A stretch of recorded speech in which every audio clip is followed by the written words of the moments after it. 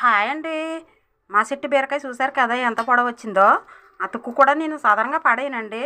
అసలు మా అందులోకి మా చెట్టు కాయ కదండి. తుక్కు అయితే పడే బుద్ధి లేదు నాకు. చిన్న చిన్న ముక్కలు కోసి ఉంచాను.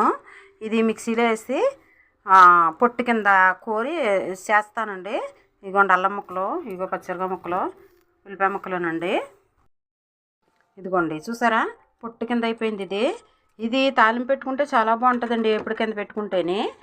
మరి ఇది చూసారా అలా అయిపోయిందో. ఇది ఎప్పుడు ఎల్లుల్లిపాయ మిరపకాయ జీలకర్ర కరివేపాకు వేసుకుని తాలింపు పెట్టుకుంటే చాలా బాగుంటుందండి ఇది ఎప్పుడు కింద. ఇలా పప్పులో కూడా వేసుకోవచ్చండి ఇది.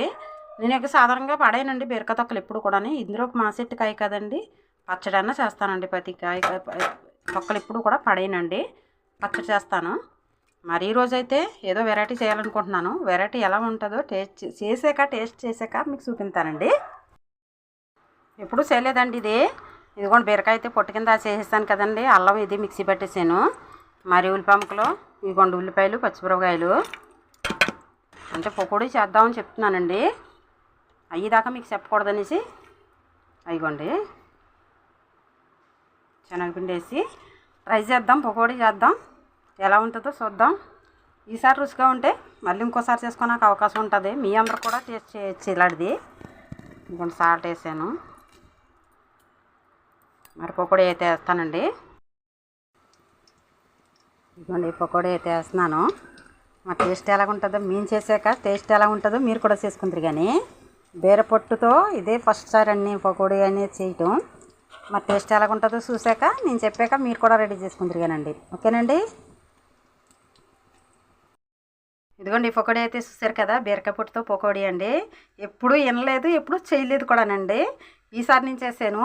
మీరు కూడా ట్రై చేయండి. మరి టేస్ట్ అయితే మాత్రం చాలా బాగున్నాయండి పకోడీ. మరి ఇదిగోండి పకోడీ పక్కకి టీ లేకపోతే బాగుంటుందా అండి. మరి వేడి వేడి టీ అన్నమాట అండి. ఇదిగోండి టీయా. మరి వర్షం వచ్చినప్పుడు అయితే మరి ఇంకెంత బాగుంటుందో చెప్పండి. టీ కూడా రెడీ అయిపోతుందండి. మరి పకోడీ ఇంకా టేస్ట్ అయితే చేసాం కానండి, ప్లేట్లో పెట్టుకుని మరి అయితే తినలేదు కదండి.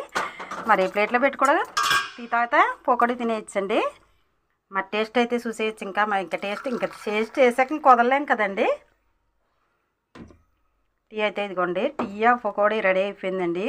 మరి ఈ టైంలో వర్షం వస్తే చల్లగా వేడివేడి పకోడీ వేడివేడి టీ అండి, చాలా బాగుంటుందండి.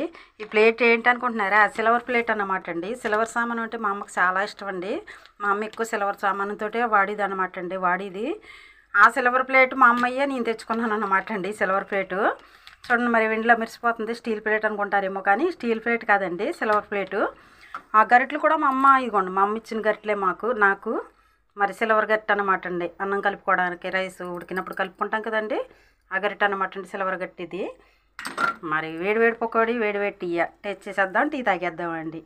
మరి ఇటువంటి పకోడీ మీరు కూడా ట్రై చేయండి. టేస్ట్ ఏంటో చెప్పండి, ట్రై చేయండి. మరి సబ్స్క్రైబ్ చేయండి, లైక్ చేయండి.